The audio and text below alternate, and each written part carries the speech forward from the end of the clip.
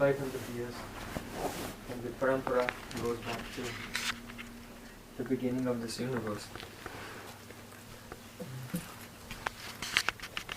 And finally, I offer my pranam to all the assembled Vaishnavas. Vancha kalpaturvasya kripasya Vaishnavibhyo namo namo.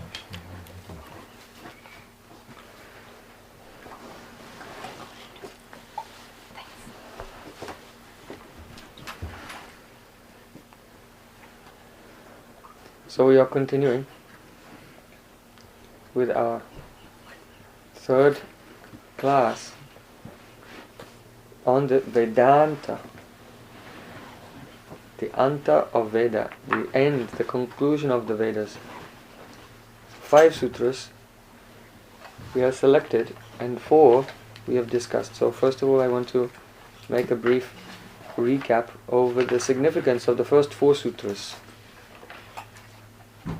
Now, who has memorized the first one? Yes, please, can you share it with us? Taka pratishtana. Yes? It was historical. She has made the first presentation of her first sutra of Vedanta. A momentous occasion. Thank you. And what does it mean? Logic has no foundation. Yes. Logic has no foundation. Of course, it appears that our logic is very sound and very convincing, especially to ourselves. But the guarantor of the meaning, the sensibility of any statement is its context. And so any idea that you have makes sense to you, because in the background somewhere there's some unstated premise that you already accept, which is the context that makes it make sense. And around that there's another idea and another idea. No idea stands alone as an island. When you make any statement, you'll see that one statement is like the center of a spider's web of almost endless implications going in all directions.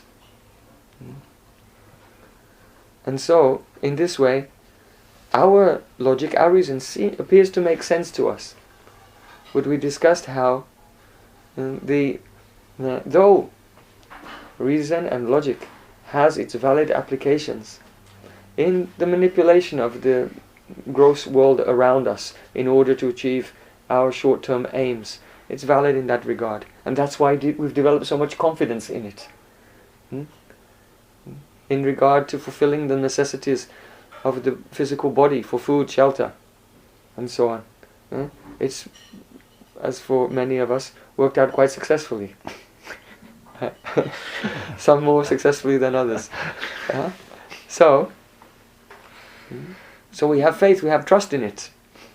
But here again, we have the fallacy of universal applicability. Just because it works in some everyday practical things, like making a cup of tea, doesn't mean that it will also be a valid method of approach for understanding life, the universe, and everything.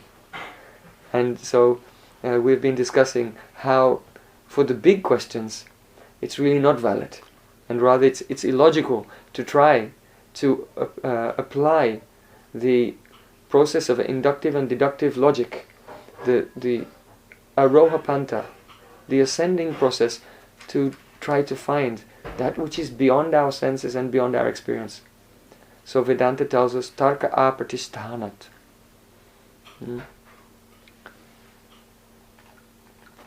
We see the practical example of this. You know, because we have discussed on a number of occasions, that just as there are 4 seasons, so the world goes through 4 macro seasons, the 4 yugas: Satya Yuga, Treta Yuga, Dwapara Yuga, and Kali Yuga. Satya Yuga is sometimes called Krita Yuga. Krita means accomplished, because everyone who's born on earth at that time in the Satya Yuga is already accomplished in their sadhanas from previous lives. So the whole Paramahamsas, like liberated, or almost liberated persons, they're full of knowledge, Gyan. They understand the distinction between the self and the body, and so on. So that is Satyuga or Krita Yuga, because the persons there are Kriti, they're already accomplished from previous lives, and they are about to graduate from this world. But then as millions of years go by, after the Satyuga comes the Treta Yuga, and then the Dwapara Yuga, now we're in Kali Yuga. So each yuga has its own peculiarities, its own atmosphere, and its own dharma, or religious practice, which is most applicable or accessible and efficient, successful and suitable for the population of that time. So in this Kali Yuga, it is said, actually in the Bhagavad Purana, in the 11th canto it said, Kritei yad jayato vishnum Traityan yajato makai dwapare paricharyanam kalo tad harikirtanat. That what is achieved by a silent meditation for thousands of years in the Satyuga, what is achieved by the performance of yagyas, fire sacrifices. Has everyone seen a fire sacrifice? When they light the fire and chant mantras and make oblations of ghee into the fire. So in the yagya, sacrifices, that was the dharma for the Treta Yuga. Then the next yuga, Dwapara Yuga, the yuga dharma was archan, or the worship of deities in the temple. And so because the Dwapara Yuga ended only 5,000 years ago, there's still a remnant of the previous ages' dharma or spiritual practice of archan today. So you'll see in India many ancient temples and the deities are there and the puja, the worship is going on. So there's still some remnant of the previous yuga's dharma. But in this age of Kali, here Bhagavad Purana is saying, Kalo tad hari kirtanat. Whatever you could get from all these other practices in the previous yugas, in this yuga, you can attain simply by Hari Kirtan, the chanting of the holy names. So there are many names of the Supreme Personality of Godhead given in the Vedas. Narayan, Achyuta, Madhav, Rishikesh, Padmanabh, Trivikram, Bhaman, Damodar, Madhav, and so on. Many, many names. But in the Kalishantara Upanishad, there it is said, Hare Krishna, Krishna Krishna, Hare Hare, Hare Rama, Rama Rama, Hare Hare. Iti sodasakam nam nam, Kali kalmasanashanam, Nanyo paraktaro opaya, Sarva Vedeshu Drishyate, which means, if you search throughout all the Vedas, you will not find a remedy to the difficulties and the problems of this current age, the current material atmosphere of the present time. You will not find a more powerful and effective remedy than the utterance of the 16 names, Hare Krishna, Krishna Krishna, Hare Hare, Hare Rama, Rama Rama, Hare Hare. So we are very concerned that our practice is authorized and in tune with the conclusions of the Vedic texts. The Vedic texts are very precise and perfect science. It is the Shabda Brahma, the descent of spiritual sound, which comes from guru to disciple not only as a message, but as a direct spiritual internal experience. So the conclusion that Vedas have given is the perfect and scientific conclusion. One may say, no, science means first you have to make observation. And then after observing, then you make your hypothesis. And after hypothesis, then you make your experiment. And then, in the end, you make your demonstration. So this is the scientific process: observation, hypothesis, experiment, and demonstration. Yes, that's all well and good if you want to learn about something which is observable for you. But when the object of your investigation is beyond the range of your senses, then you cannot begin with this. However, the Vedas are still scientific, only the order of the scientific process is just moved around somewhat. That is, you start from the level of hypothesis, because observation you cannot do. And the hypothesis comes from a person who has observed. Because the sages who have manifested the Vedic mantras, they call the rishis. Rishi means a person who can see. So those who have transcendental vision, they have seen. And so they put forward their hypothesis in the form of the Vedas. And those who have not seen, accept this, coming in the Guru Parampara. And then after this hypothesis, there is the experiment. That is that you apply yourself to the practice which is recommended by that hypothesis of the seers. And that is called sadhana, daily practice. And then after that is the experiment. And then after that there is the demonstration. In other words, by observing a particular sadhana, then the truth of that hypothesis will be demonstrated to you by your internal realization.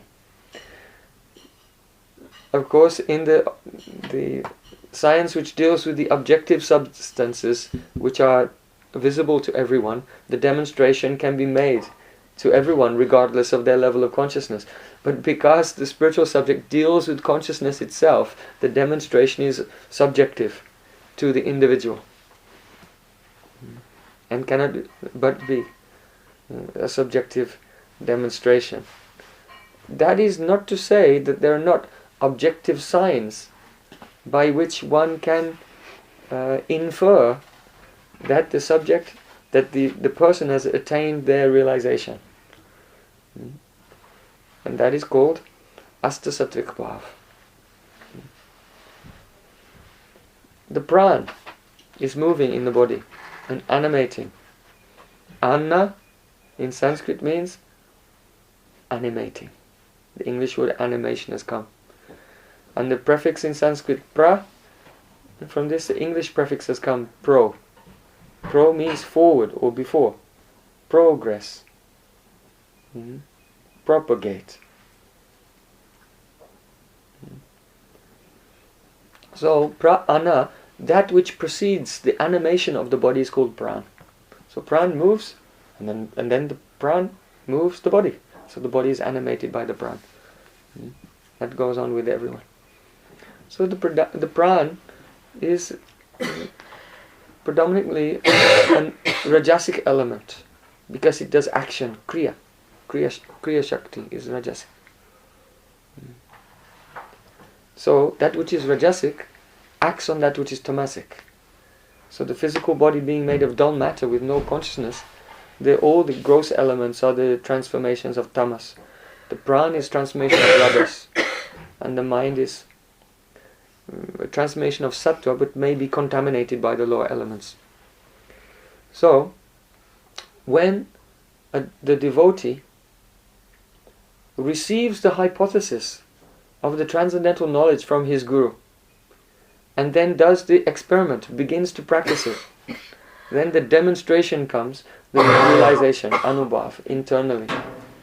When that happens, that means that the soul is now in contact not with tamas, not with rajas, not with sattva, but beyond that, the transcendental realm is called Vishuddha Sattva. Completely pure goodness, uncontaminated. Vishuddha means completely Shuddha, completely pure Sattva, completely pure existence.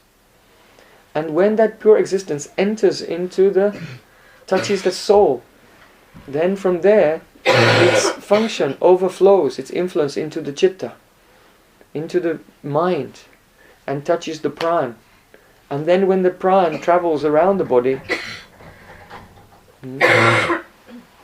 then it touches the elements of the body and causes astonishing reactions. These are called sattvic bhav. The existential, the reactions to spiritual realization.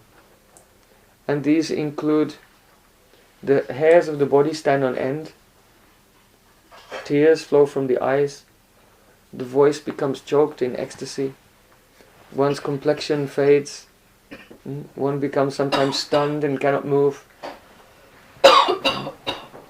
the voice falters. So these are 8 types of reactions. So even though it is a subjective experience of ultimate reality, still some observers, they may observe outwardly that the symptoms of the internal realization are manifesting in the body. So it said, Mahaprabhu Kirtana Nritya Gita Vaditra Madhyan Manasorasena Romanchakam Pasru Taranga Bhajo Vande Guroshi Charanaravindam. I offer prayers to my spiritual master, who is always absorbed in chanting the holy names and singing songs glorifying Krishna, glorifying Chaitanya Mahaprabhu with musical instruments. And his heart becomes overwhelmed with ecstasy. His hairs stand on end, tears flow from his eyes, and he begins to tremble. So this verse of poetry is describing the outer symptoms of the which are visible in a pure devotee. So,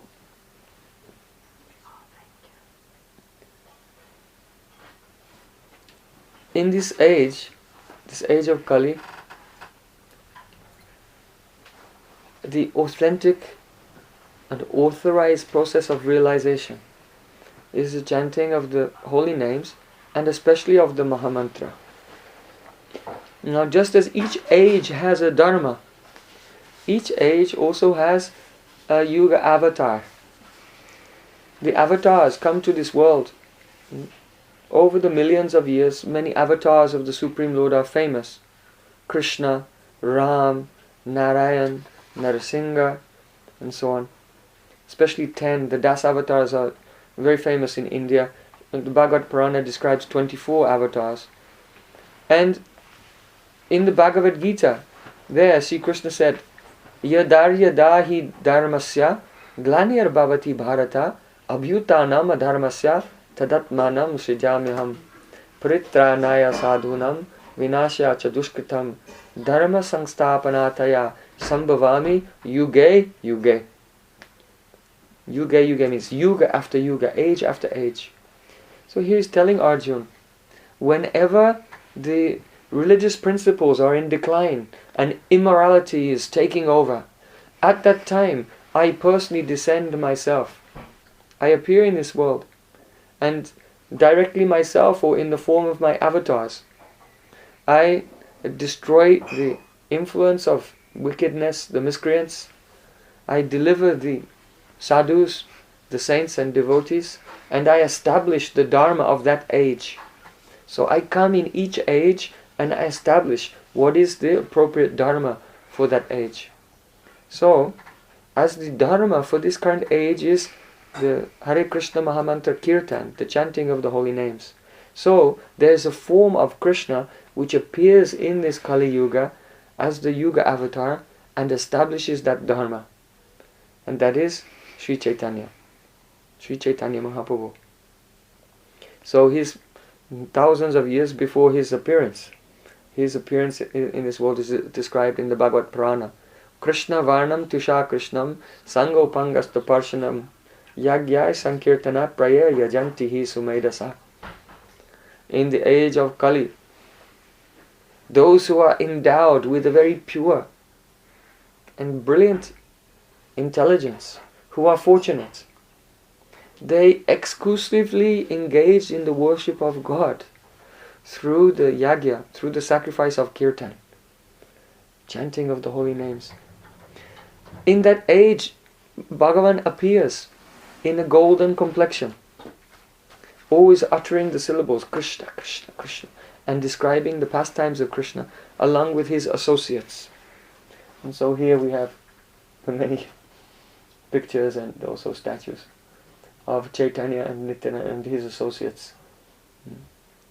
So, before appearing in the form of Sri Chaitanya Mahaprabhu, Sri Krishna said, Apani karimu bhakta bhavayangi kare, apani achari bhakti shikamu savare. I will appear in the world. And though I am Bhagavan, Krishna, Supreme Lord, I will come in a disguised way. I will appear in the mood of my devotee.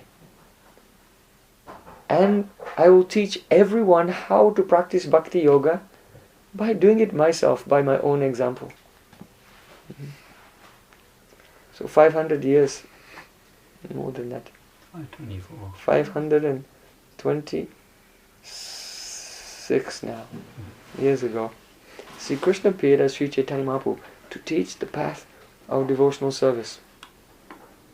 To also explain the very profound meanings of Vedanta and the Bhagavad Purana, which is Vyasadev's own commentary on Vedanta. And most importantly, by his own life, to show us practically the path of bhakti. So, Sri Chaitanya Mahaprabhu, though he is the Supreme Lord, he accepted the spiritual master, Srila Ishwarapuri. So, by this example, he has shown that it is essential, and it is also the prescription of the Vedas. Tadvigyanam, tadvigyanartam sagarum eva bhagavachet samit panisrotyam brahmanishtam. In the Upanishads it is said, in order to attain not theoretical knowledge, but realized knowledge. We discussed that yesterday, the difference between Gyan and Vigyan. The theoretical knowledge that God is everywhere is a good start. But the Vigyan, to actually see the Paramatma everywhere, to have that vision, is Vigyan, realized knowledge. So, tad Vigyanatam, for the purpose of attaining the Vigyan, the realized knowledge, Sagurum eva abhigachet.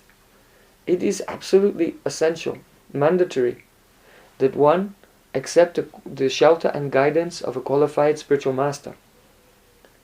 What is a spiritual master? Eva bhagachet samit panisrotyam brahmanishtam. Here, in this mantra of the Upanishads, the qualification of the disciple and also of the guru have been described. First, samit pani. Samit pani means one should approach the guru carrying in the hands the samit, which is a special type of wood which is used in the fire sacrifice. So that doesn't mean that you have to literally now, in this age, come to the guru holding a pile of wood. But the implication is that one must approach the guru carrying the ingredients of sacrifice. That is, with the intention of engaging in the sadhana, that is the sacrifice, the prescribed process that a guru teaches the disciple. One should come with all the necessary ingredients for that. What are they? Humility, sincerity, tolerance, patience, faithfulness, a spirit of service. These are all the things which are needed by the disciple.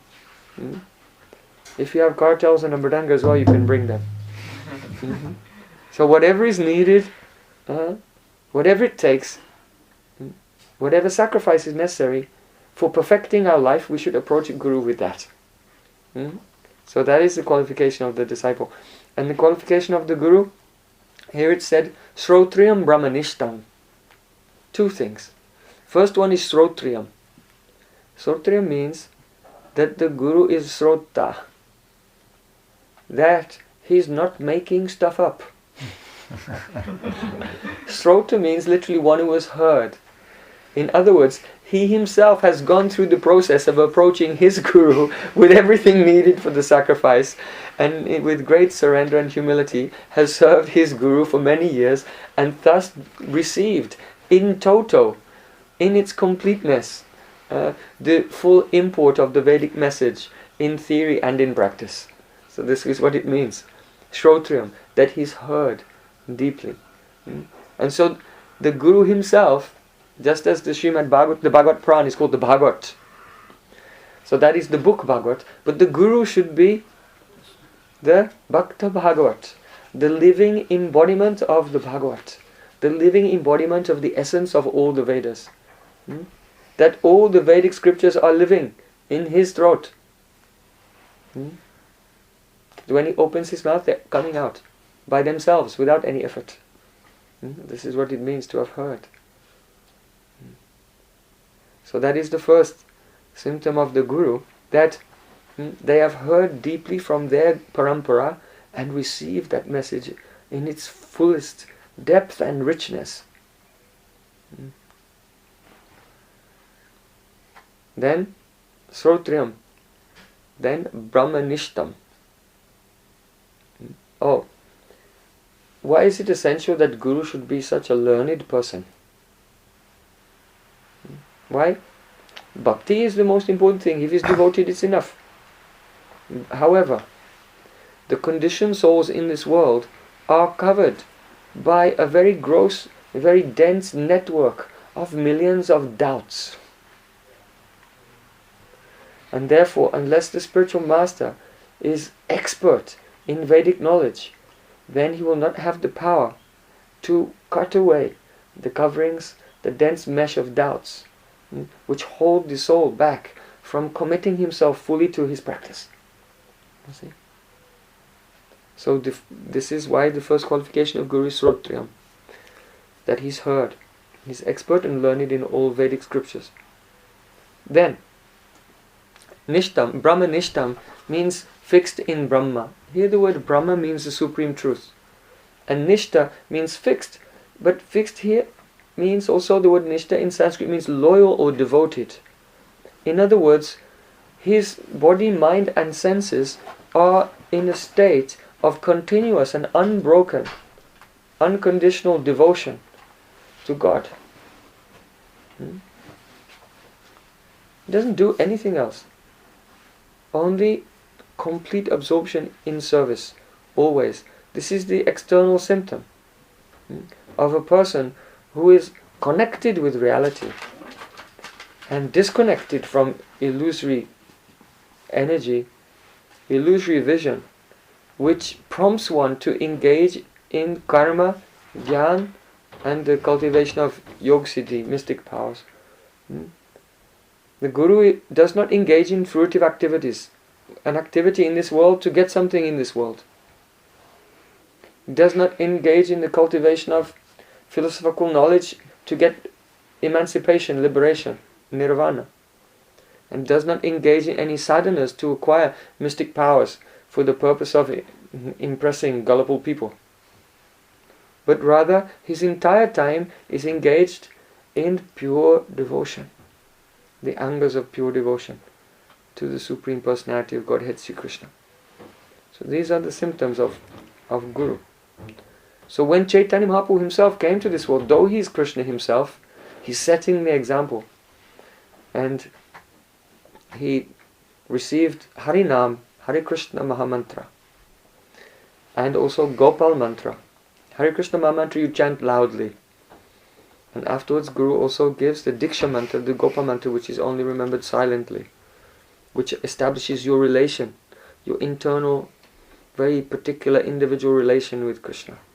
So he received these two mantras from his Guru, and he began to practice his sadhana.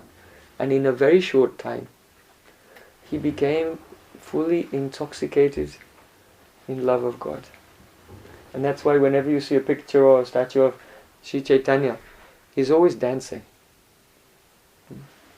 When he came to Varanasi, there the Advaitavadi sannyasis who are only concerned with mukti, annihilating their individual existence and entering into an impersonal void, they said to him, "You are a renounced person. Why are you singing and dancing with everyone?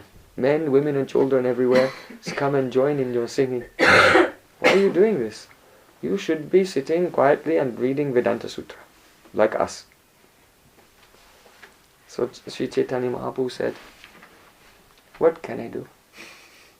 My Gurudev gave me this mantra. And when I began to chant, then I saw a very beautiful young boy playing a flute with a peacock feather in his hair. And his fragrance was so attractive. I became mad. I wanted to embrace him, but he disappeared. Then I began to weep.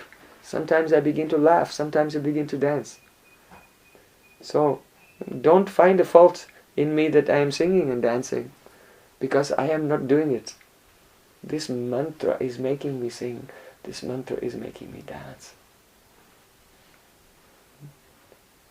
This is the stage of perfect love. It cannot be held inside, it's overflowing in the form of kirtan. So, the transcendental knowledge comes in this way. So our first sutra of Vedanta, Tarka apatishtanat. Logic is without foundation. It is ineffective. It is futile to try to discover the ultimate reality by means of one's infinitesimally minute brain power. Don't try it. So this sutra, it discards the invalid process of knowledge and simultaneously confirms the valid process, which is, instead of the arohapanta, the rising process, the descending process of receiving the message of the Vedas, Shabda Brahma, in the Guru Parampara, through the disciplic succession of spiritual master to disciple coming down over the ages. So that's our first sutra. Who has remembered the second sutra? Yes. Atma krite para Parinamat. Namat. Yes. Atma krite parinamat. That this world and all things, they are the parinam. Parinam means transformation, and at indicates from. Parinamat, from the transformation. Atma, here Atma means God, Krite, it means made. So, from the transformations of the energy of God, everything has come. So this is our next meditation. Krishna has confirmed this in Bhagavad Gita. Aham sarvasya prabhavo matak sarvam pravartate iti matva bhajantimam buddhabhava samanvita. He said, I am the source of all material and spiritual worlds. Everything emanates from me. All existence is flowing from my transcendental form. And Buddha means the wise ones. Iti matva buddhantimam buddha bhava samanvita. The wise persons who understand this fact, they engage in service to me with great emotion. With very deep emotion, they're always serving me. So, that everything is an emanation, everything is a transformation of the energy of God. This is true. But this energy is not uniform, this energy is not homogeneous. This energy is heterogeneous. So it's manifested in different ways. So yesterday we discussed the primary ways in which this energy is manifested. Who can remember?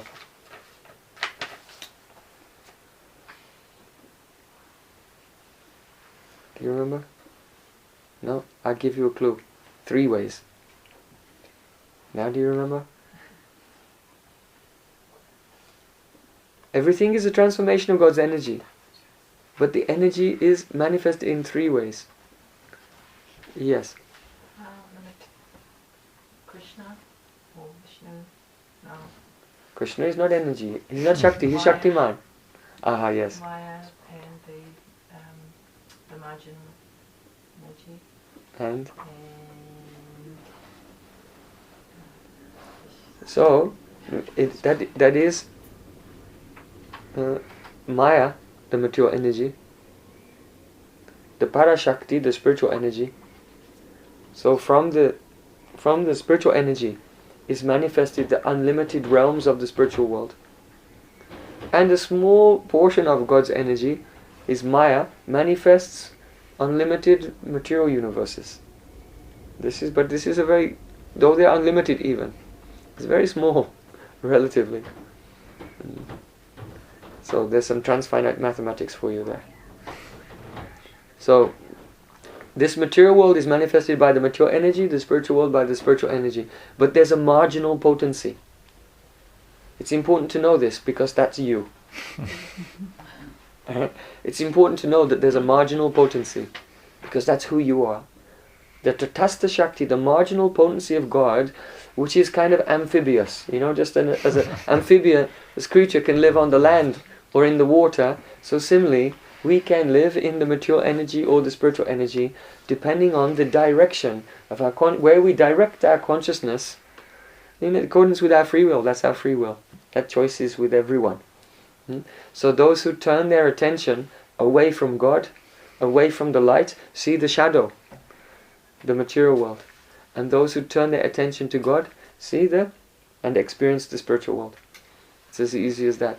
So all the problems, the root cause of all problems is answered here. That, of course, we face many problems in this world that we have to overcome.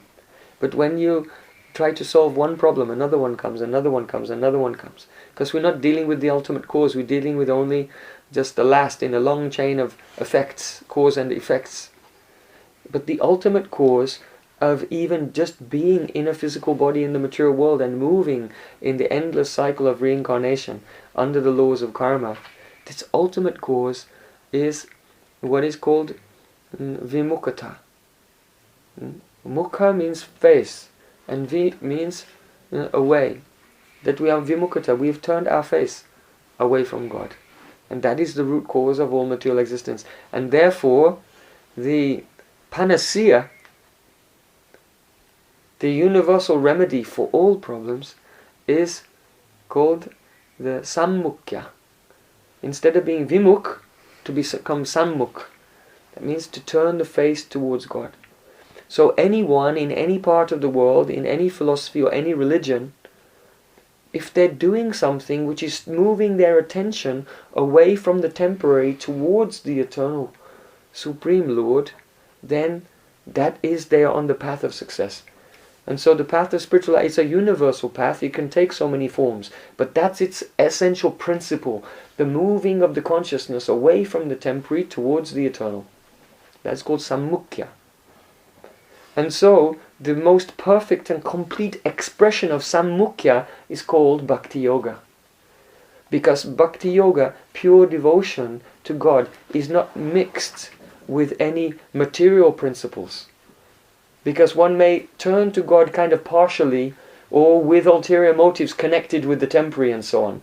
And so, when the devotion, the dedication or the expression of spirituality is mixed or contaminated by worldly desires, things connected with the temporary, or even the desire to become free from the temporary, is also a desire because it's for you, it's selfish, it's not essentially, it's not of the essential nature, intrinsic nature of being for God's happiness. A person who has pure devotion says, I'll be liberated whenever you want me to be liberated. If you want me to stay here, that's okay. I'll serve you here, I'll serve you there. Wherever I am, I'll serve you. That's who I am. Like that. So pure bhakti is even uncontaminated, not contaminated by the desire for liberation, because it's utterly selfless. And so it's very important. Atma kritei parinamat. Yes, everything is a transformation of God's energy. But what are those energies? The spiritual, the material, and I am the marginal potency, tatastha shakti. And therefore, it is incumbent upon me, if I have any desire for my own benefit and for the benefit of others, to engage in God's service. For His pleasure only. In this world, if we do something, it's good for one person and not for another. Or it may be good for ourselves and not for someone else. But because bhakti is absolute, what happens to be for the happiness of God, simultaneously is the best thing for our own happiness as well. There's no deliberation. Oh, do I do this for God or do I do this for me? What is for the pleasure of God is naturally, because of the advaita, the non-dual nature of bhakti, automatically in our best interest. So, these are the implications of the second sutra. Now, the third sutra. Who's memorized the third sutra? Guham Parashta Atmano. Yes. Guham Pravistavatmano. It is actually Pravisto Atmano. They're the same ending in Sanskrit. But because the Atmano begins with an A, then the Pravistao becomes Pravistav.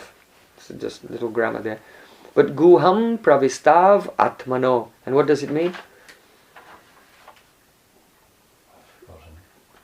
I helped everyone with the last one with the number 3. I'm going to help you with the number 2. Two souls have Yes. entered the heart. 2 souls have entered the heart. Remember that. You may have a friend or a family member who's very close to you, but no one is closer to you than Krishna. Because Guham Pravistav Atmano, 2 souls have entered the heart. There in your heart chakra, your soul, a minute particle of God's transcendental eternal energy, Satchidananda, eternal, full of knowledge, and also full of bliss. But at the moment that bliss is covered by the body and mind. Next to that soul is the all-merciful and compassionate Supreme Lord. He's right there. So don't think that turning to God is a very difficult thing to do. Perhaps God is so far away. No, He's right there. So as soon as we begin to call, as soon as we begin to chant the holy names, even though you may not understand the power and the effect of this, but Krishna in the heart hears it. Hears it. And begins to meditate on you. Very often, devotees, they chant the name, Hare Krishna, Hare Krishna. And before they're thoroughly purified internally, they start to imagine, well, what is Krishna like? And they try to do smaran, they try to, smaran means remembrance, or meditation on Krishna's pastimes. But until the heart is pure, the mature mind cannot accommodate even one drop of the beauty and sweetness of that divine realm. But it is said in Srimad Bhagavatam, Nama Vyaharanam Vishnu Yatastad Vishayamati. If a person, even a useless and ignorant person, just utters the name Hare Krishna, there and then the Supreme Lord in their heart hears this. And even though he is not doing smaran, he is not qualified to meditate on and do remembrance of the pastimes of God, but Tad Vishayamati, but God in your heart begins to meditate on you and remember you. He thinks, this soul has called my name. I must protect him in all circumstances and quickly bring him to my lotus feet. So when you are chanting, don't be so worried or concerned that some mystical effect is going on. It's going on. But if your consciousness is still material, in the lower stage, what mystical thing will you experience? So you have to be patient. Be very patient. So, and the next sutra was? Samradhane pratyakshat. Yes, api samradhane pratyakshat. There is a pratyaksha, direct perception of that Supreme Lord Krishna in the heart. You can see him. But by samradhane, complete absorption in bhakti.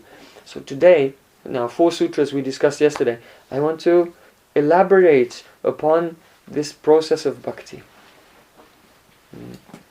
How does it work? Sometimes a person, they begin chanting and they're thinking, oh, if I chant for 5 minutes, then I'm going to see some really bright colors or something, or hear angels singing or whatever. Once a devotee came to Srila Prabhupada and said, when I chant, I see a glowing red light. He said, keep chanting, it will go away.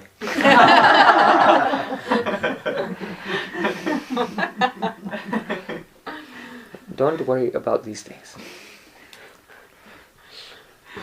the essence is to chant the divine mantra. Does everyone have japa mala? You have a japa? Do you have japa? Take your japa mala and utter the mantra with patience, without restlessness, without expectation. This is very difficult. Without because everything we do in this, we're being conditioned for millions of lives. We only do something expecting that we'll get something back. And that's our disease. And we just can't stop it. Even when chanting. Without expectation. Anya bilasita shunya means without expectation. It's the definition of pure bhakti. And chant. Why are you chanting? For Krishna's happiness. And with the spirit. Without personal agenda, motives or expectation. Just chant. And what will happen? I want to come back to our Sri Chaitanya Mahaprabhu. Because he's giving the example. Last year I had the good fortune to go to Kumbh Mela. You know, the Kumbh Mela. It's the largest faith gathering on the planet. And last year was the largest ever Kumbh Mela also. More than 30 or 35 million people came together at the place where the holy Jamuna, coming from Vrndavana, and the Ganges, coming from Badrikashram, where these two holy rivers meet. And at this time it's called the Moni Amavasya, the dark moon night, in the month of Falgun. That is, the Kumbh Mela, the meeting, goes on in Prayag once every... so the Kumbh Mela goes on every 4 years. And it takes place in 4 different locations. And so that means 3. So every 12 years there's a Kumbh Mela in Prayag. 3 locations. So every 12 years there's a Kumbh Mela in Prayag. And that is called the Maha Kumbh Mela. The big Kumbh Mela. So all the sages and saints from all over India, and all the yogis from their caves in the Himalayas, they're alone doing their sadhana. But every 12 years they know, oh, I have an appointment. And they come down all out from their hiding places and from everywhere and assemble there at Kumbh Mela. It's the ultimate spiritual conference.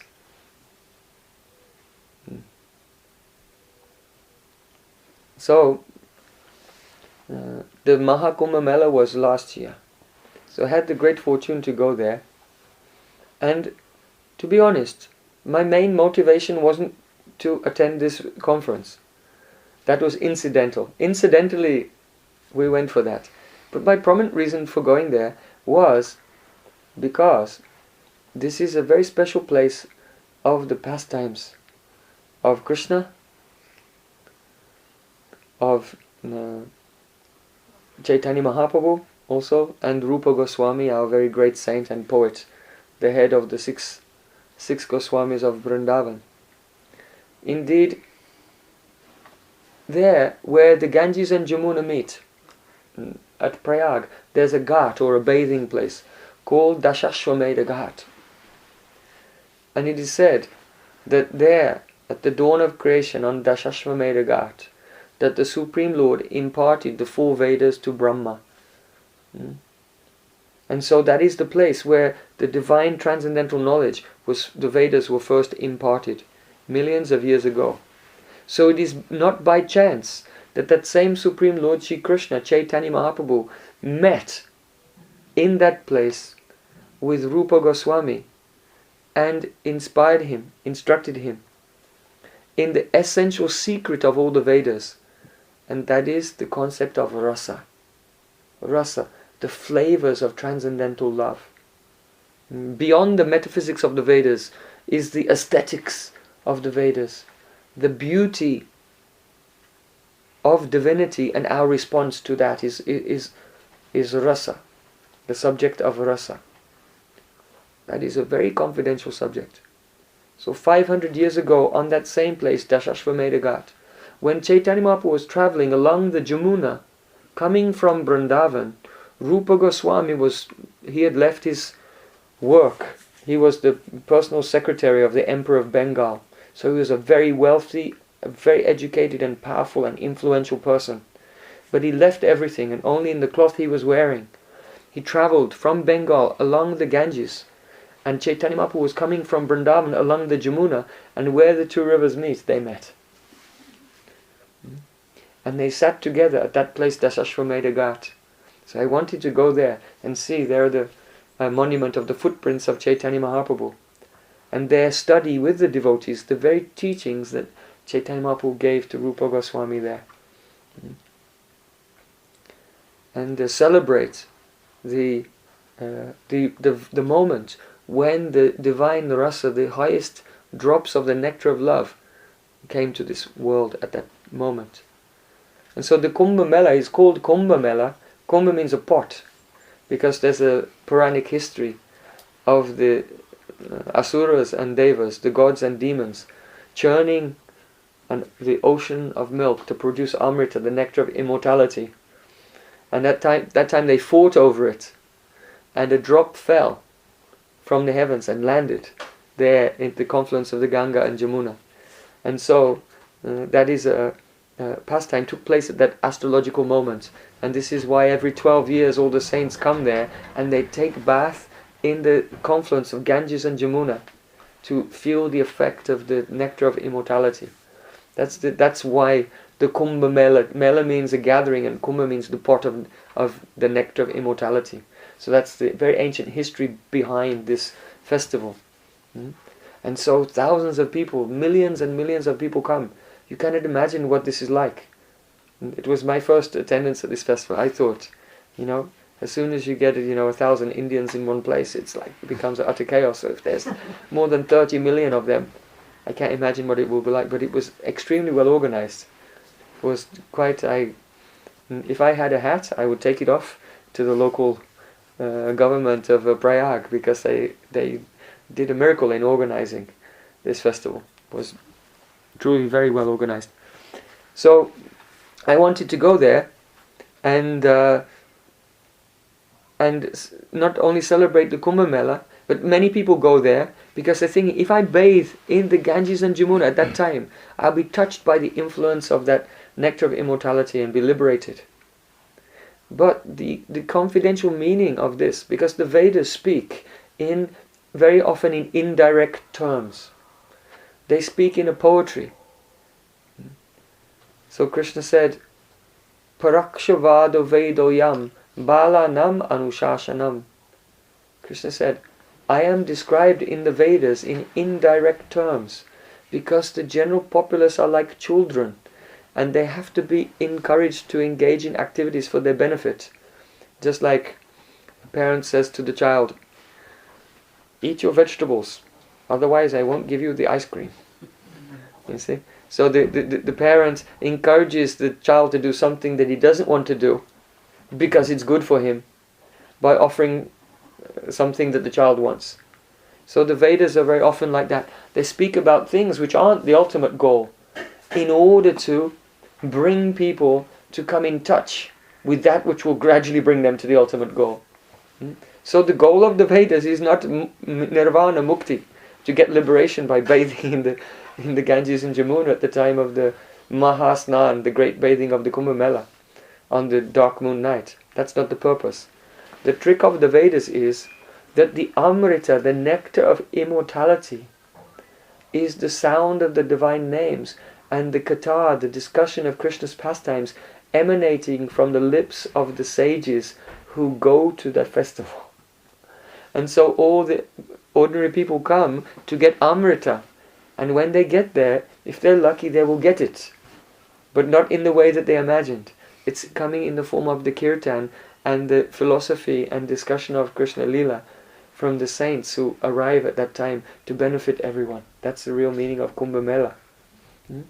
And another marvelous coincidence, there's no such thing as coincidence, but another marvelous apparent coincidence is that my Gurudev was born on the Moni Amavasya, the day of the Mahasnan of the Kumbh Mela.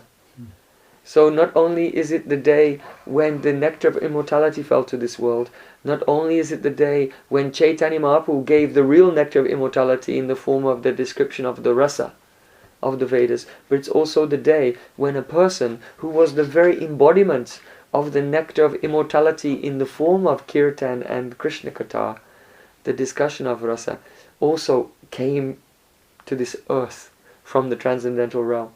So I also went there to celebrate my spiritual master's birthday, if you like, with a big party with 30 million people.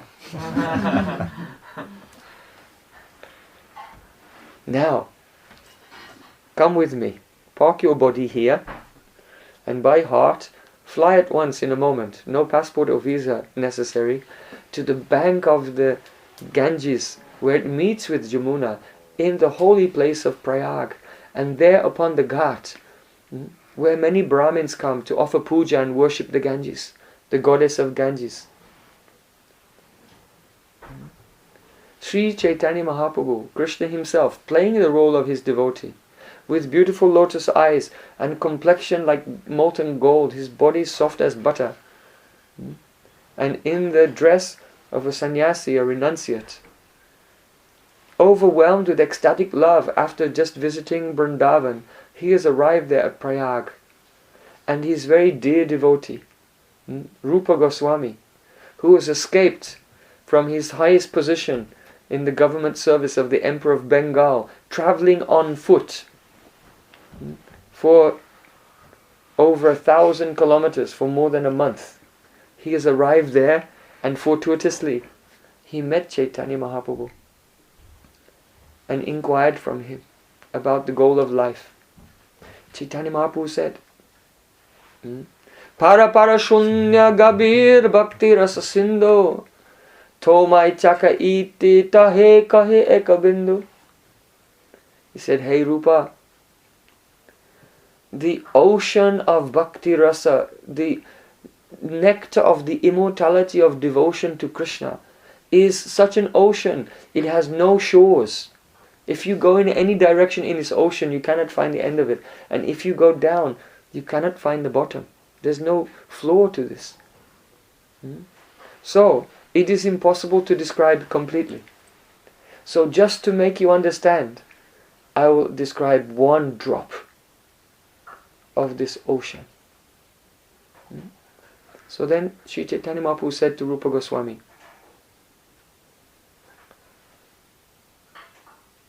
in this universe, there are 8,400,000 species of life. There are so many thousands of insects, plants, aquatic creatures, reptiles,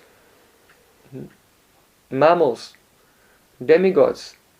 But among all the species of life, there are only 400,000 of these 8,400,000 species. There are 400,000 species which are in the category of human being. Humans are also different species. Among those, most of them are uncivilized. They have not developed the higher culture and civilization. And out of millions and millions of human beings, a few are civilized and have connection to the progressive Aryan values of life. This word Aryan is a Vedic word. In the beginning of Bhagavad Gita, Krishna says to Arjuna, Aswagam justan asvaryam, Anaryam justam aswargam. Why are you becoming a coward now? Your behavior is not the befitting an Aryan person and will not lead you to a higher goal in life. So Aryan, this is a Sanskrit word. It means a person whose life has a purpose beyond just meeting their temporary ephemeral requirements. It means a person who knows that I am a soul, and therefore everything that I do should be connected to the ultimate benefit of the soul. So a person whose life has an eternal meaning and purpose is an Aryan. And a person whose life only has a temporary, ephemeral purpose or meaning that in the next moment will vanish, like a bubble, bursting in the ocean, never to be seen again. Those who are connected only with the temporary things, they are not called Aryans. So, Krishna told Chaitanya Mahaprabhu instructed Srila Rupa Goswami, there are millions and millions of human beings, most are uncivilized. And of those who have civilization, very few are Aryan. They understand something about the meaning of life. And they follow the Vedas. And out of those who are following the Vedas, out of thousands of them, most of them only give lip service. In other words, they have a culture, they understand something, but really in their heart they're not sincere. They don't actually, they want worldly things. They're not burning with the eagerness to discover their relationship with God. So out of those who are really like that, really sincere, out of millions of them, a few of them are mukta, liberated from this world, perfectly liberated from all ignorance. And then Chaitanya Mahaprabhu quoted a verse of Srimad Bhagavatam. Mukthanam apisiddhanam narayana parayana sudurlabha prashantatma kotishvapi mahamune. Out of koti means 10 million persons who are perfectly liberated from material consciousness, you may find one pure devotee of Narayan, of Bhagavan, of God. As many persons are striving for the extinguish the individuality. So out of many of those who have attained that stage, hardly one is a pure devotee, pure Vaishnava. So the pure bhakta is extremely rare. Sudurlabha, very difficult, very rare, difficult to attain, very rare. Prasantatma, and they are completely peaceful.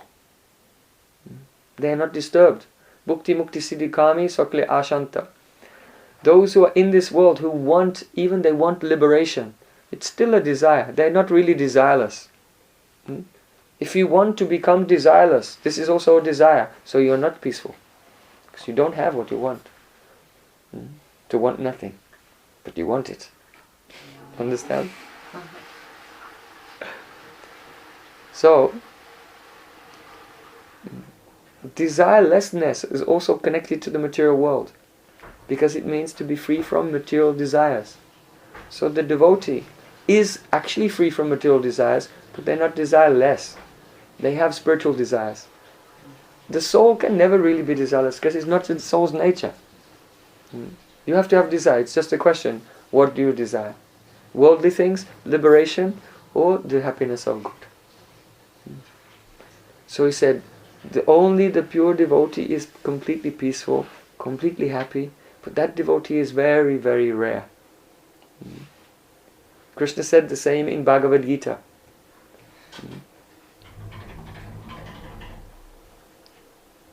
Manusyanam sahasreshu kastid yatati siddhaye yatatam apisiddhanam kastid mam veti tattvataha.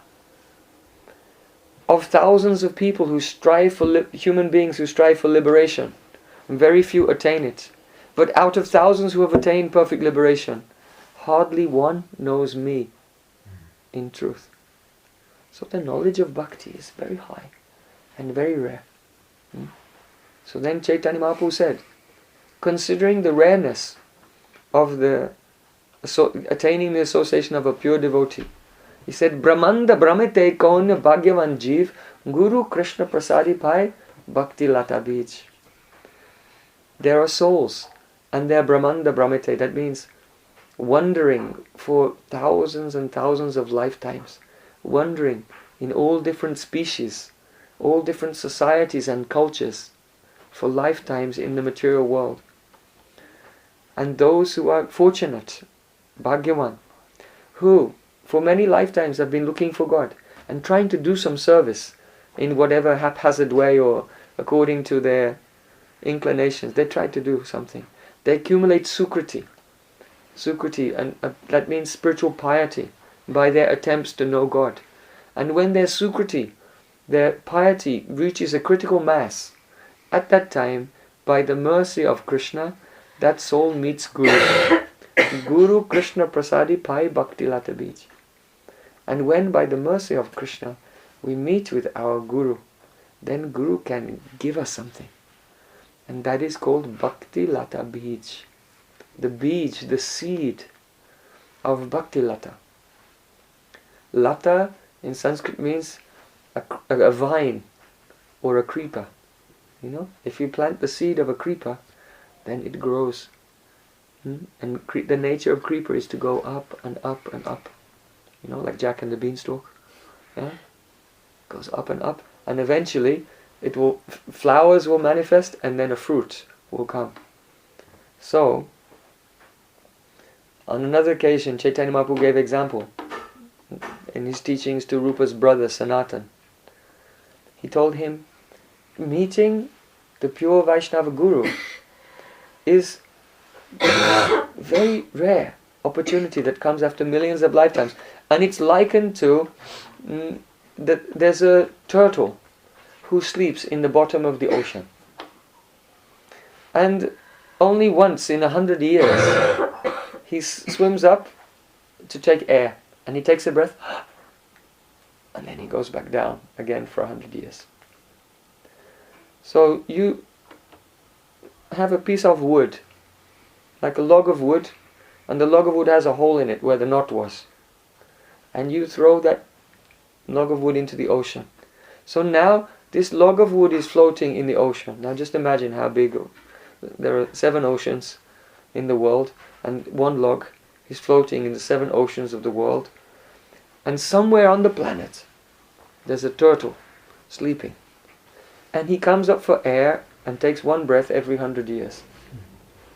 So what are the chances of that turtle coming up for air and putting his head to breathe through the hole in the log?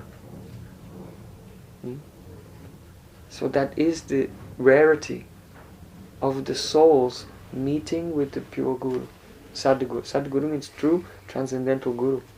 It is like that.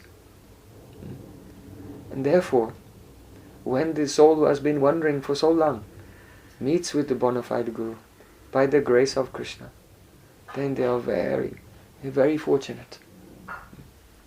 There they should, from the core of the heart, surrender and render service and make inquiries and receive instruction. And by the process of service and submissive inquiry and hearing instructions, by this process, the Bhakti Lata Bij, the most valuable thing, that is the Bij, the seed of Bhakti Lata, the creeper of devotion, is received from the disciple. What is that seed? That seed is Krishna Seva Vasana. A transcendental impression comes in the heart. Krishna Seva Vasana, the desire to serve God. The consciousness is full of so many vasanas, flowing from the ego. I want this, I want that. Even things you don't want, 5 years from now, a hidden desire, a latent desire will pop out. And then now I want this. And that often happens once you attain something that you wanted 5 years earlier, and then you get it. And say, the grass looks greener on the other side. And then another desire that was latent comes out. So the living entities are following their desires. So we don't do this. We try to make our desire one with the desire of the spiritual master. By making our desire one with the desire of spiritual master, automatically all the other desires are displaced and cannot act. And when we receive instructions, by hearing a particle of the spiritual energy, not Maya, the material energy, not Tatastha, that is you, the Jiva, but a small particle of the spiritual energy is transplanted into your heart. And it manifests in the subjective consciousness experience of, I want to serve Krishna. That is the inner portion of the seed.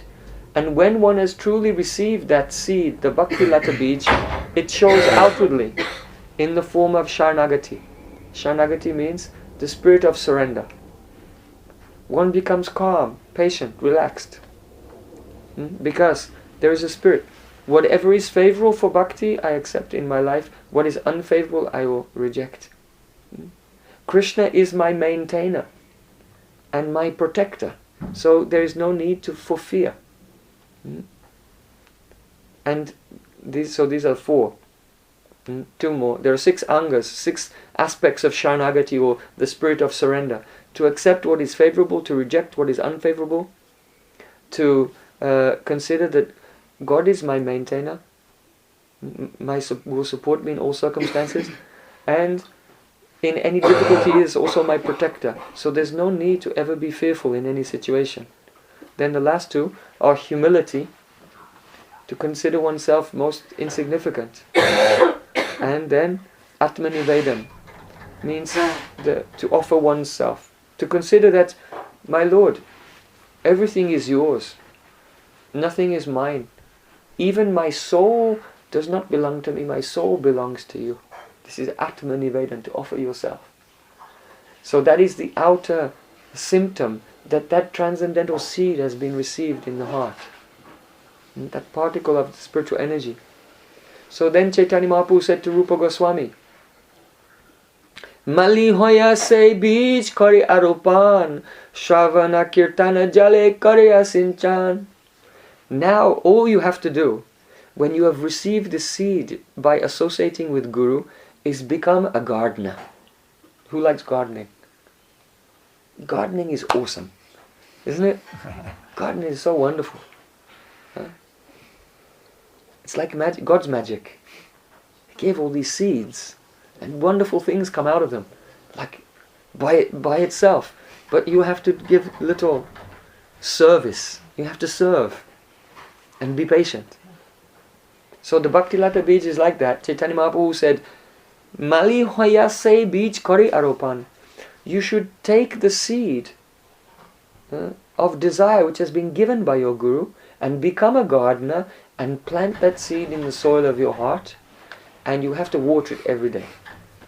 What is the water? Shravana kirtana jala karya sechan. Water the seed every day by Shravan and Kirtan. Means hearing and chanting. So now you're hearing, sometimes you're chanting. When you're reading, also, it's one kind of hearing. And especially if you read out loud. Very often if you go to temples, you'll see there's so many brahmanas sitting there and they're all, Venam kwanantam aravinda dalayataksha bhavatam samasitam buddha sundarangam kandarpa koti kamaniya vishesha shobham govindavadi purusham tamaham bhajami angani yasya sakalendriya vrittimanti pasyanti panti kaleganti chiram jaganti ananda chinmaya suduchala vigrahas. Many Sanskrit verses one after another, because it's part of the dharma of a Brahmin. A priest every day they have to do swadhyay, recitation of Vedas. So you don't have to do it but you take Bhagavad Gita, especially Bhagavad Gita or Srimad Bhagavatam, Bhagavad Purana, Chaitanya Charitamrita, Ishupanishad, or any important spiritual book, and read it. It takes a bit more effort to read it out loud, but do it. Because to vibrate a sound requires some energy of your body and your pran and everything. So the vibration of the Vedic sound will purify your body, purify your pran, purify your mind. When you make an audible sound, the mind is automatically controlled as well. It's very difficult. The mind is very difficult to control and concentrate, especially with spiritual subjects. If you pick up the yellow press, a magazine of gossip or something, it's very easy to be absorbed. But you'll find you take a spiritual book and you fall asleep.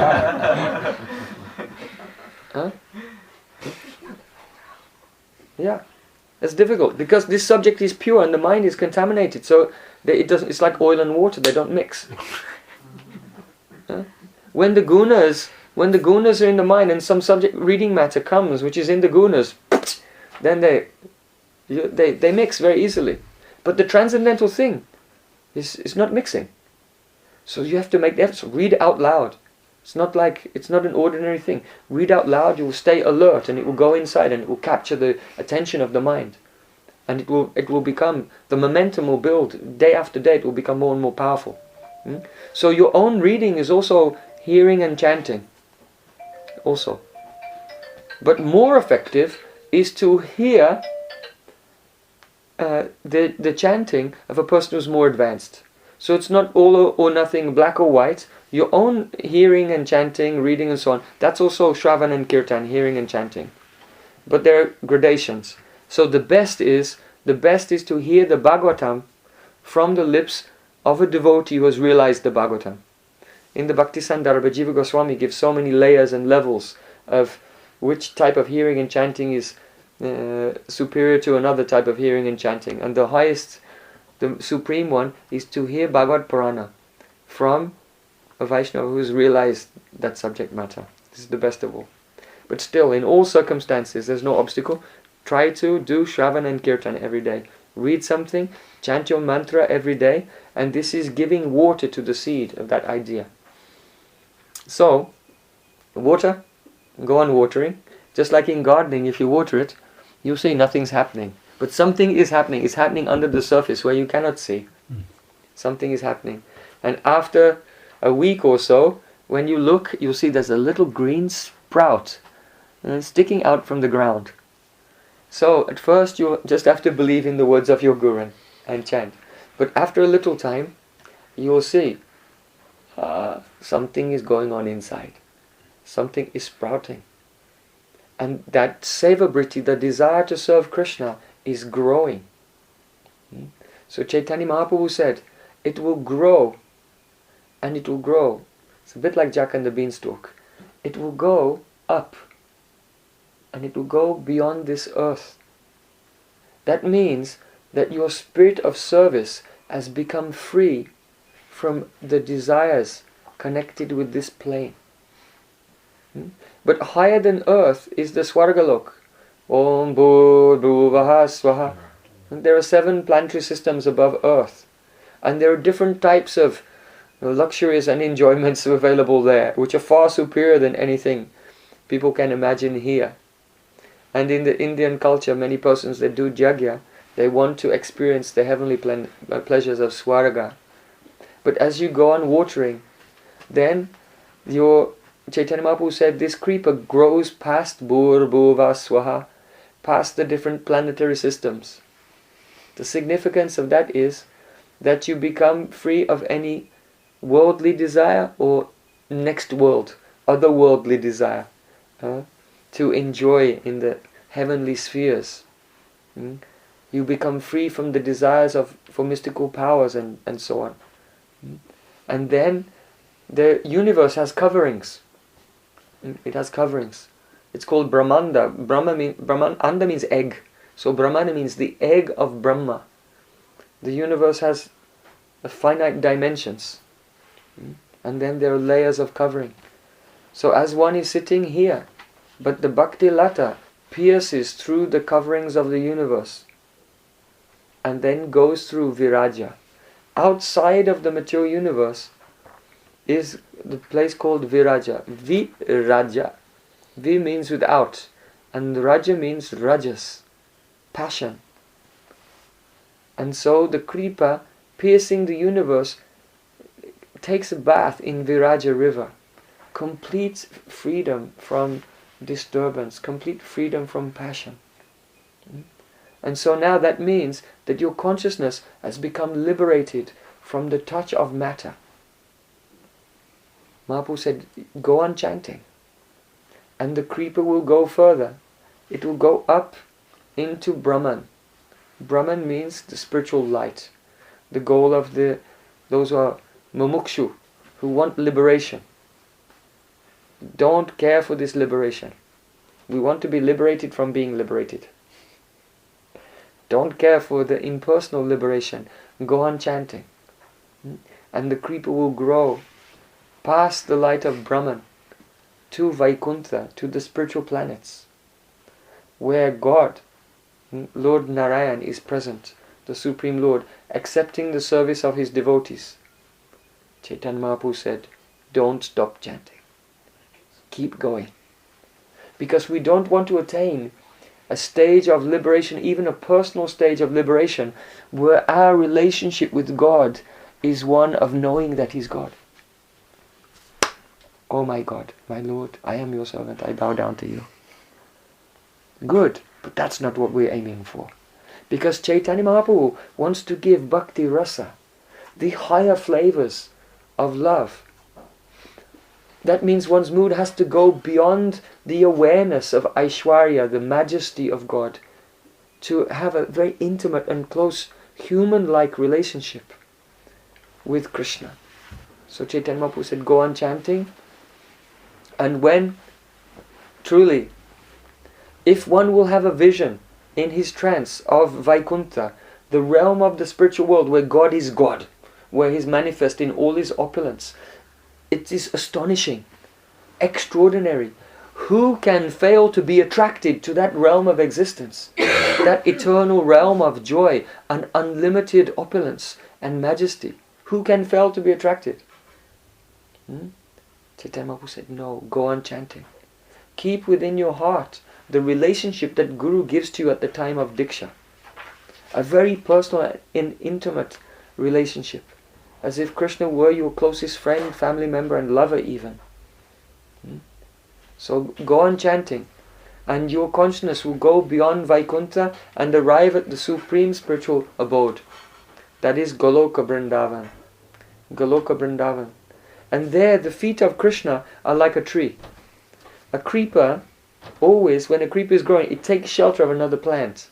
Usually. Because now people, they make a trellis. And they put a trellis to support the creeper. So Chaitanya Mahaprabhu said, when you arrive there, then your creeper of devotion should take shelter of the feet of Krishna, who has a dark complexion like a tamal tree.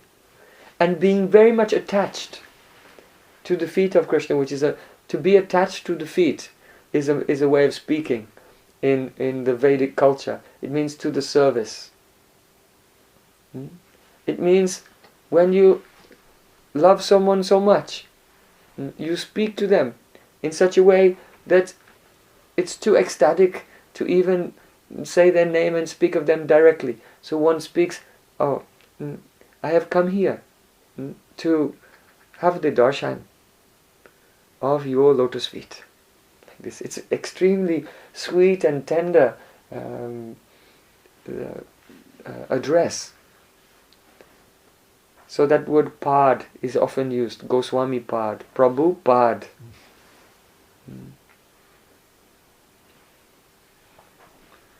So then Chaitanya Mahaprabhu said, go on chanting. That chanting is watering. So even though your body is situated in this world, you are giving water on the root of your kripa. You don't have to be concerned with the very highest things. Take care of the low things. The high things will come to you by themselves. Take care of your duty to chant without expectation. And you will see how all the realms are gradually opening up. And then, upon the kripa, the bhakti lata, a fruit will come. A flower. First flowers appear. And that is called bhava kusham. A flower will open, that is the opening of transcendental emotion. A very deep and condensed love, which is perfect. It is not something that came from somewhere else or was created, but it's an eternal reality of which you were until that point unaware. And the experience of that eternal reality of bhav, nitya siddhasya bhavasyat prakatam riddhi saddhita. This is the definition of sadhana. Sadhana, a practice, is the activity which has the potential of manifesting nitya siddha bhav, an eternally perfect mood of love towards Sri Krishna. So that bhav, that flower will come. And the appearance of flower is a sign that just now a fruit will appear. So then the fruit of prem, of pure love, which is full of rasa. Ras means juice also. This love is very tasty, very delicious. So then Chaitanya Mahaprabhu said, Though you are sitting in this world, you are patiently giving water to the seed that was given by Guru. It sprouts, it grows, it goes beyond any worldly desires, pierces the coverings of the universe, becomes free from all passion, goes into liberation and is beyond liberation to the spiritual planets of God, and goes beyond that also, going beyond both ignorance and knowledge to Goloka Vrindavan, becomes attached to Krishna. Then the flowers of bhav and the fruit of love comes, and though the devotee is here in this world, he is enjoying the juice, the rasa of the fruit of love of Krishna here. Now, gardening is not so simple. Why?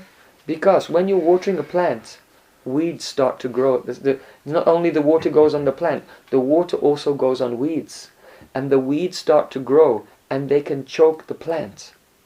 So a gardener has to be very careful that to recognize what is his plant and what is a weed. What is essential, what should be there and what should not be there. You'll have to discriminate very carefully. So as you are watering the seed given by Guru, that will not only grow, but other things will grow as well alongside it. So what are the weeds which grow? And how to identify them and how to take them out so they don't strangle your original purpose and intention. This we will explain tomorrow.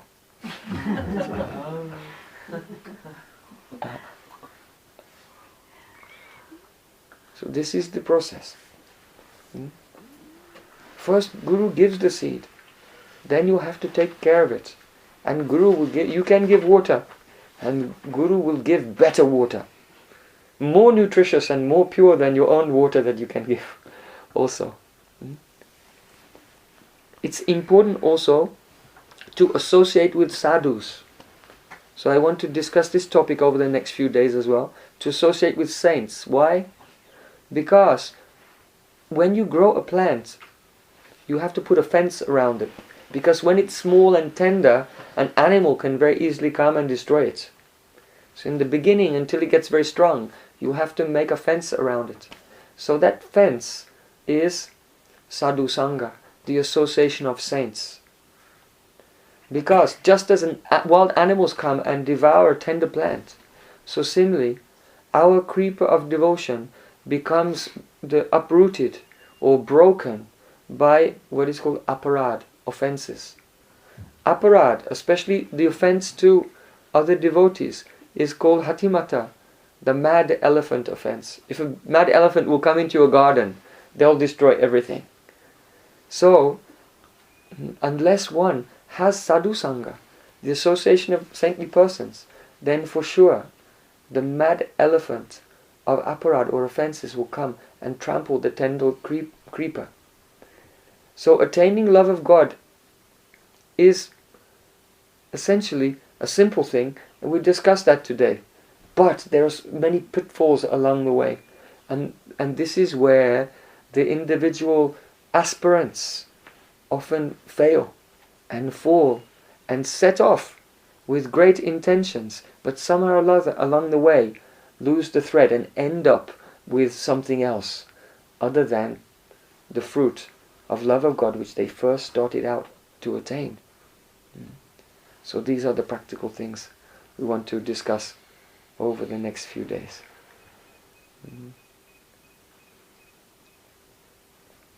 Patience is necessary. You know, there's a very beautiful biography of Saint Teresa.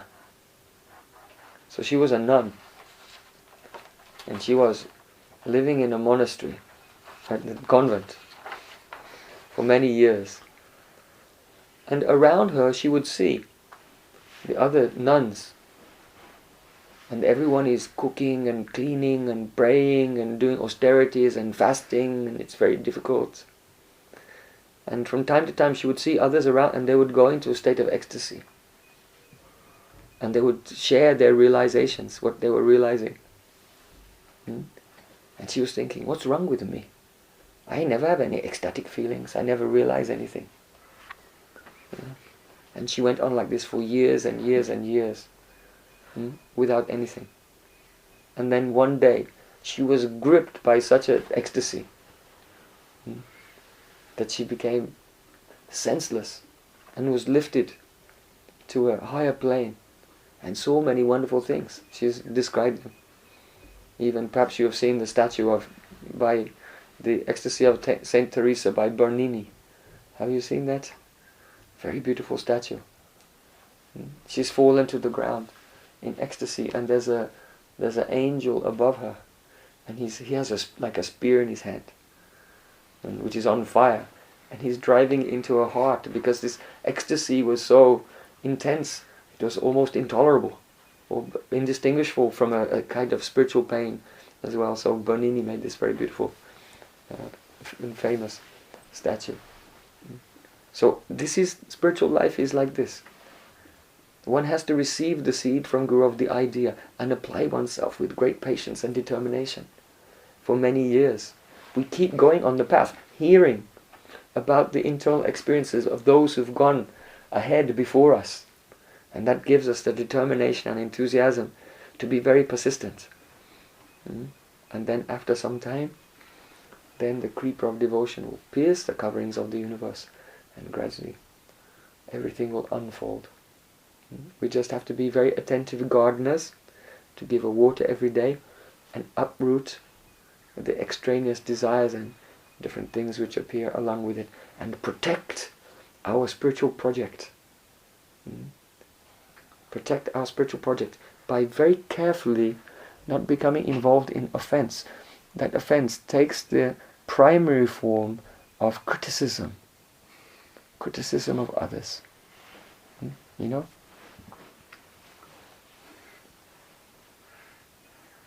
There are 3 monkeys. Do you know why they're called wise? They're so smart. See no evil, hear no evil, speak no evil. They're so wise because on the spiritual path, one has to become free from the tendency to criticize and find fault with others. As Jesus said, don't point out the splinter in your brother's eye when you have a log in your own. So Chaitanya Mahaprabhu said the same thing. Kohari na ninda kori Krishna Krishna bole. Never criticize anyone and just go on chanting. By this you can conquer me. Because sabara samana bhagavata dharma hoy. The dharma of the Bhagavat is to give respect to everyone, to every living creature. And then the secrets of spiritual life can be opened. So, this is a very profound and practical subject. We'll develop it over the next few days. Hare Krishna. Hare Krishna. Are there any questions? Can take 1 or 2 questions.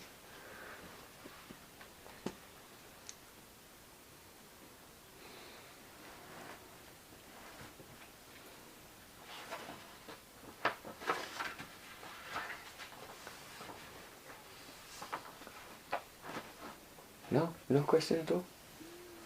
Maybe to mention that Sutra 5, we didn't finish. Ah, yes. I want to develop a little bit more the 4th sutra. Because the 4th sutra means a code. And a code is always something that's very brief, but carries a vast import. So, we're expanding. Api samradane pratyakshat. How does one get a direct perception of the Supreme Personality of Reality by a complete absorption in radhana, in devotion? So we're discussing that. And so that entails a positive application of things that we must do, but also has a negative aspect of the things that we must not do as well. So something is complete when it includes the positive and the negative injunctions. Then it's a complete idea. So we're developing that. What is the purport of the word samradhane, by which the pratyaksha, the direct perception, comes. And then we'll come to the 5th one. We've touched on the 5th one, in a sense, because it's lokavat tu lila kaivalyam, that the Supreme Truth does lila, plays lokavat, like a human being. So that concept was just, we briefly touched upon it when we discussed when the creeper grows beyond the universe, beyond the light of Brahman, and goes to the realm of the kingdom of God, where God is God. But Vedanta Sutra is saying here, lokavat. No, there is a dimension where God plays. Loka means ordinary, human, and vat means like. So he's never human, and the Leela is never human. But it has some aspects which seem to be human-like, especially in terms of the intimacy of the relationship, the closeness, the feelings of equality, and also the flavors of the love, such as parental love and friendship and romantic love. So in that way it's lokavat. So we touched on that. Don't be satisfied with liberation. Don't be satisfied with even God realization. We want to go beyond that. And one may say, well, this is a fantastic theological principle. But is that really Vedic? Yes, look, here in Vedanta Sutra even in the Vedanta Sutras, the hint is there. But those who have not had the association of the pure saints, they scratch their head and wonder, what is that sutra about? Lokavat tu lila kaivalyam.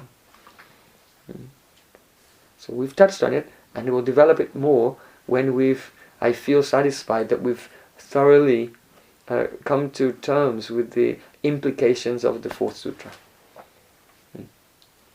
I have a question. You've picked these sutras out of the whole Vedanta Sutras. Yes. Where do they actually belong? Yeah, do you want the numbers? Yeah. The chapter and pada? Yeah. The Vedanta Sutra is divided into pada and adhyay. There are 4 padas and so many adhyayas within there. So if you want, I will print out for you. I'll print out one, and then I'll tell, and you can write in the exact. So you can look, and find each sutra in Vedanta. Some of these are not the whole sutra. There are some that also have some additional information in some of them. But I've selected these here, or sutras or parts of sutras, just to give a very brief overview of the essence of the entire Vedanta.